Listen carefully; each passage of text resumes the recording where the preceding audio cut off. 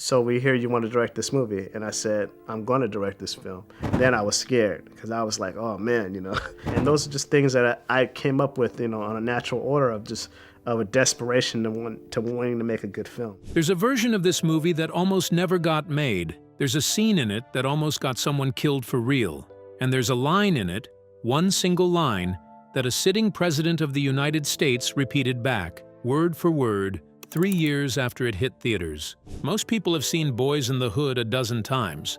They know the plot, they know the ending, they think they know the whole story. They don't, because buried underneath every scene of this film is a second story. One about a 23-year-old director who refused $100,000 to walk away, a rapper who almost got fired before filming even started, and a real Los Angeles gang that issued a warning the studio couldn't ignore. Some of what you're about to hear was hidden on purpose. Some of it the cast didn't even tell each other until decades later. So here's a question before we start. How many of these 27 facts do you think you already know? Drop your guess in the comments, because by fact number 14, most people realize they know almost none of them. And if you've never seen this movie, stick around anyway, because what happened behind the camera is just as intense as what happened in front of it. Let's get into it. Fact number 1. The movie is basically John Singleton's real childhood. Almost nothing about Trey Styles' story was invented. John Singleton wrote the script pulling directly from his own life growing up in Los Angeles, the neighborhood, the elementary school, even the exact blocks where he used to walk. The core setup of the film, a boy sent to live with his father across town while his mother works and studies, was Singleton's actual childhood. He even folded in a real memory of his own father firing a gun at a fleeing burglar. Singleton later admitted the writing process was almost therapeutic for him. In his words, it was his way of getting out of the neighborhood without ever physically leaving it behind on paper, which raises the question, how do you direct scenes from your own childhood without breaking down on set? We'll get to that. Because it happened more than once. Fact number 2. The original title wasn't Boyz n the Hood at all. Before this film had a name that would become iconic, it was a college application answer. When Singleton was applying to film school, one of the questions asked him to pitch 3 ideas for films. Militant kind of guy, like I'm gonna go to film school and I'm gonna shake Hollywood up and... You're saying you were militant? Yeah, I was. I'm not militant at all. One of them was called Summer of '84. That idea slowly transformed over the following years into the script that became Boyz n the Hood, which means the movie that would eventually get nominated for 2 Oscars started as homework. Fact number 3. Columbia Pictures only greenlit it because of another movie. When Singleton sold the script to Columbia Pictures in 1990, the studio didn't fully understand what they had. What they did understand was that Spike Lee's Do the Right Thing had been a hit 2 years earlier. It also turns out that in Spike Lee's film Do the Right Thing, and executives wanted something that could tap into that same audience and energy. So the greenlight wasn't really about believing in Singleton's vision from day one. It was about chasing a lane that had already proven profitable. Singleton would have to fight to make sure the final film stayed his and not a watered-down copy of someone else's success. Fact number 4. Singleton turned down $100,000 to walk away from his own movie. Here's where it gets tense. While shopping the script around, Singleton made one non-negotiable demand. Nobody could option it unless he directed it himself, despite having 0 feature directing experience. During one meeting, Columbia offered him $100,000 to step aside and let an experienced director take over. He said no on the spot. In his own words, he told the room the meeting was over because this was the movie he was born to make. Think about that for a second. A 22-year-old with no directing credits turned down 6 figures, real money in 1990, to protect a film that hadn't even been shot yet. What would you have done in that room? Because the executives didn't fold immediately. They pushed back, and Singleton pushed harder, eventually declaring that he wasn't going to let somebody from Idaho or Encino direct a story about a neighborhood they'd never lived in. Columbia blinked. They handed him $6 million and the director's chair. It's worth sitting with how rare that outcome actually was. Studios in 1990 were not in the habit of handing multi-million-dollar productions to first-time directors, let alone ones barely out of their teens. If Singleton had taken the money that day, the film industry would have gotten a very different movie, safer, studio-controlled, directed by someone with resume credits, but no lived connection to the story. Instead, it got the version that changed everything. That single no in a conference room is arguably the most consequential decision in the entire production. Fact number 5. Lawrence Fishburne was cast because of Pee Wee Herman. This one sounds made up, but it isn't. Years before Boyz n the Hood existed, a teenage Singleton worked as a security guard on the set of Pee Wee's Playhouse. Lawrence Fishburne was a regular on that show, playing Cowboy Curtis. The two crossed paths there, and Singleton made him a promise. Pee Wee's Playhouse was the Yes, first company? yes. Cowboy Curtis. Someday, he'd write Fishburne a role where he didn't have to wear a jerry curl. It took another 5 years, but Singleton kept his word. Fishburne became Furious Styles, one of the most quietly powerful father figures in American film history. And it all traces back to a security guard job on a children's television set. Fact number 6. Ice Cube's first audition was a disaster. Singleton knew he wanted Ice Cube for Doughboy the moment he met him backstage at Arsenio Hall's talk show. But convincing him took nearly 2 years of persistence. When Cube finally auditioned, he hadn't read the script and hadn't memorized his lines. By his own admission, it was terrible. Most directors would have moved on. Singleton didn't. He believed Cube could tap into something real if he actually sat with the material. So he sent him home with one instruction: read the script, come back tomorrow and be good. Because if he wasn't, they'd find someone else. Cube came back and understood something crucial. This wasn't a performance about gangs in the abstract. It was about how he and Singleton had actually grown up. That shift in understanding is what ended up on screen. So here's a question worth sitting with. What happens to film history if Ice Cube doesn't get that second chance? Doughboy is arguably the emotional core of this entire film, the character whose final monologue is quoted more than any other line in the movie. Take that away, and an entire generation loses one of its defining on-screen performances, all because of one failed audition that could have easily been the last one Cube ever got. Fact number 7.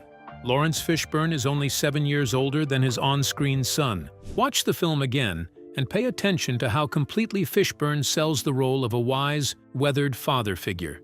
Now consider this. Fishburne was only 7 years older than Cuba Gooding Jr., the actor playing his son. The entire emotional weight of that father-son relationship, one of the most respected in 90s cinema, was built almost entirely through performance, not age. Fact number 8. Stacey Dash almost played Brandy. Before Nia Long was cast as Brandy, Trey's love interest, another young actress, read for the role, Stacey Dash. She didn't get the part. A few years later, she'd become a household name playing Dion in Clueless, an entirely different corner of Los Angeles storytelling. It's a strange thought experiment. An alternate version of this film exists somewhere that never got made, with a completely different chemistry at its center. Fact number 9. The casting room was full of future stars, nobody recognized yet. Cuba Gooding Jr. later revealed that during his own audition process, he crossed paths with other hopefuls in the waiting room, including Shamar Moore and the Wayans brothers. Singleton had given his casting director a strict rule. He didn't want to see a single face the audience had seen in another movie before. That rule is exactly why this cast of total unknowns went on to become one of the most influential ensembles of an entire decade. Fact number 10. The entire film was shot in order, which almost never happens. Movies are almost never filmed in the order the story unfolds. Scheduling, locations, and actor availability usually force productions to shoot wildly out of sequence. Boyz n the Hood was different. Singleton shot it start to finish, in order, and he later admitted this is exactly why the camera work visibly gets more confident as the film progresses. He was learning and growing as a director in real time, on camera, as the story moved forward. Fact number 11. There's a secret message hidden in a haircut scene. Because Singleton was growing more confident as a director with each passing day of filming, he made a quiet decision. He added a new line of dialogue mid-production. In the scene where Furious cuts Trey's hair, he says, "I'm not getting old, I'm getting better." On the surface, it's a throwaway line about aging. Underneath it, Singleton was talking about himself. Next time you watch that scene, you're not just watching a haircut, You're watching a 23-year-old director quietly narrating his own transformation. Fact number 12. The helicopters you hear were never actually shown on screen. Listen closely to the sound design throughout the film. You'll notice constant looming police helicopter noise hovering over South Central, but you almost never actually see one. That wasn't an accident, and it wasn't really a budget cut either, though it did save money. Singleton was directly influenced by the sound design in Apocalypse Now and the sweeping tension of Coppola's cross-cutting style in The Godfather.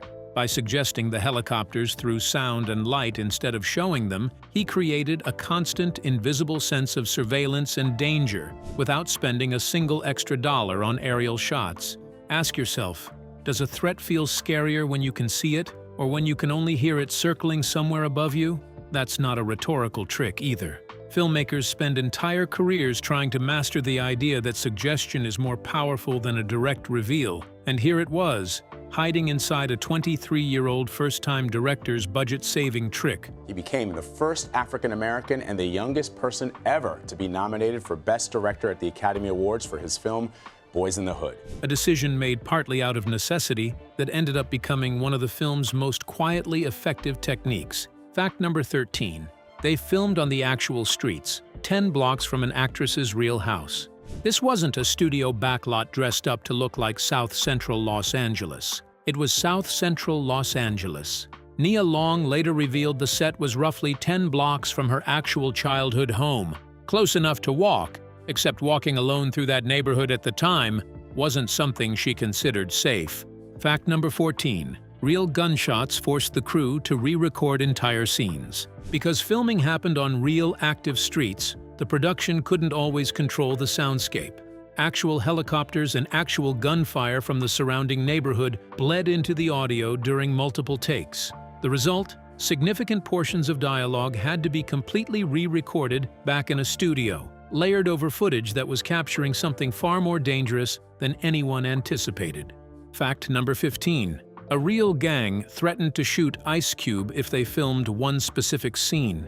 This is where the story gets genuinely frightening.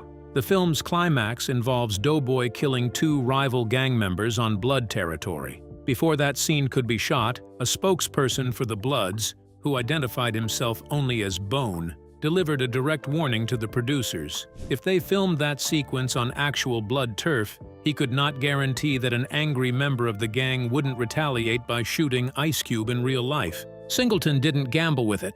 He moved the entire scene to a different location. Stop and think about that for a second. This wasn't movie set tension or actor method acting nerves. This was a real, specific, credible threat against a real person's life, delivered by a real gang representative over a fictional scene depicting a rivalry that mirrored real streets just outside the frame. The line between the story on screen and the reality surrounding the cameras had essentially disappeared. The neighborhood wasn't a backdrop anymore. It was an active participant in how the film got made. If a fact like that caught you off guard, imagine what's still ahead. We're not even halfway through this list yet, so if you want to catch every one of these before the video ends, go ahead and hit subscribe now, because fact 26 is the one that makes everything before it click into place. Fact number 16. The crew kept a getaway van parked behind them during filming. The danger wasn't limited to one scene. Cuba Gooding Jr. later said there were fistfights and threats happening around the production almost every single day. Singleton himself described an altercation on set that escalated into a direct threat of gun violence from local gang members. In response, the crew requested something you'd never expect to hear about a coming-of-age drama: a van parked directly behind them at all times, ready to be used as protection in case a drive-by shooting actually happened while they were filming. Fact number 17. The chaos on Crenshaw Boulevard was real fear, not just acting. There's a tense sequence where the characters have to react to sudden gunfire erupting on a crowded Crenshaw Boulevard. What you're seeing on screen isn't rehearsed panic. Singleton deliberately did not tell his actors when the blank gunfire would go off. The only direction Ice Cube received was simple: when you hear the shots, drive off in the Impala. Everything else, the flinching, the ducking, the scrambling, was a genuine, unscripted reaction captured live on camera. Singleton later said that raw, real fear is exactly what created the chaos you feel watching that scene. Fact number 18. Morris Chestnut was nearly run over during the film's most iconic scene. The alley scene, the one people remember most vividly from this entire film, was almost a disaster behind the camera. As Morris Chestnut's character runs from gunfire toward Trey's car, he slips and falls, exposing his legs directly in the path of Doughboy's moving Chevy Impala. He nearly had his legs run over on camera. And that wasn't even the only danger in that sequence. Chestnut later said the technical demands terrified him more than the acting did. The stunt coordinator specifically warned him to keep his head up while running, because if he dropped it, the special effects squibs simulating gunfire could actually explode near his face. So the scene fans consider the emotional gut punch of the entire film was also, quite literally, one of the most physically dangerous moments to film. Fact number 19. Nia Long's nerves got worse, not better, thanks to her co-star. Away from the gang threats and stunt danger, there was a different kind of tension on set. Nia Long was nervous heading into her first ever filmed intimate scene, this one opposite Cuba Gooding Jr. Trying to ease her nerves, Gooding attempted to lighten the mood by picking at his toenails and clowning around. It backfired completely. Long later said it didn't calm her down. It made her want to throw up. Fact number 20. The film secretly pays tribute to Stand By Me. Singleton has openly said he was heavily influenced by Rob Reiner's Stand By Me while developing this script, so much so that he specifically wanted producer Steve Nicolaides on board because of his prior work on that exact film. 2 direct homages made it into the final cut: the early scene of young boys traveling to see a dead body and the closing fade-out technique used on Doughboy at the end of the film. Here's the twist. Singleton has admitted he never actually saw a dead body as a kid himself. The entire sequence was inspired by someone else's story, not his own. Fact number 21.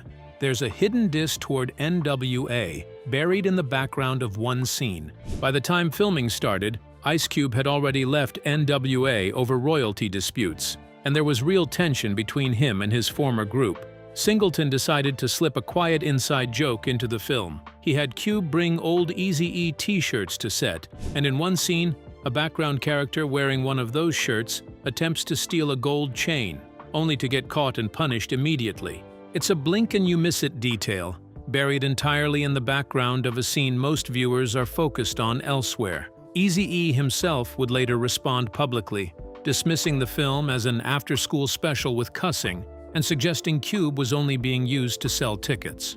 Fact number 22. This movie accidentally caused a malt liquor shortage. Characters in the film are frequently shown drinking 40-ounce bottles of St. Ides malt liquor, reflecting real life in the neighborhood. But the effect on actual sales was staggering. Demand spiked so hard after release that a Los Angeles area distributor had to ration his stock just to keep up. Ice Cube was, at the time, an actual paid spokesperson for St. Ides. That relationship didn't last much longer. The brand came under heavy criticism for its advertising later that year, and Cube grew visibly uncomfortable being associated with it, which reframes one particular moment in the film entirely. When Doughboy pours out a 40 at the end of the movie as a tribute to the dead, some analysts believe it wasn't only the character paying respect, it may have doubled as Ice Cube symbolically distancing himself from the very brand he'd been promoting. Fact number 23. The emotional scenes broke the cast in ways you never saw on screen. Singleton has admitted he cried while writing Doughboy's closing monologue, the one built around the line about how the world doesn't know, doesn't show, or doesn't care what's happening in the hood. Ice Cube has said the crying scenes were the hardest thing he had to do, because he wasn't used to expressing emotion that openly. Fishburne said reading the script for the first time brought him to tears. Nia Long said that after filming Trey's frustrated outburst scene, she had to leave the set entirely and cry outside, away from everyone. And then there's Cuba Gooding Jr. During one emotionally overwhelming day of filming, he punched a hole directly into a wall on set. The crew didn't patch it up right away. Instead, they had him sign it. How many performances have you watched without ever knowing what it actually cost the people delivering them? It's easy to forget, watching a film decades later on a screen at home, that the people delivering these lines weren't simply acting out a script. For most of this cast, the material was close enough to their own lives that pretending was barely required, which is exactly why the performances still hit as hard as they do today, more than 3 decades later. Fact number 24. It made more money per screen than Terminator 2. In 1991, Boyz and the Hood was up against Terminator 2, Judgment Day at the box office, and on paper, there was no contest. Terminator 2 pulled in roughly $205 million domestically against a $102 million budget. Boyz and the Hood made about $57.5 million against a budget of just $6.5 million. But look closer at the numbers most people never check. Terminator 2 had a massively wider theatrical release. Boyz and the Hood, playing in far fewer theaters, actually generated more revenue per screen than the blockbuster it was technically losing to. Sometimes the real story isn't in the total, it's in the ratio nobody bothers to calculate. Fact number 25.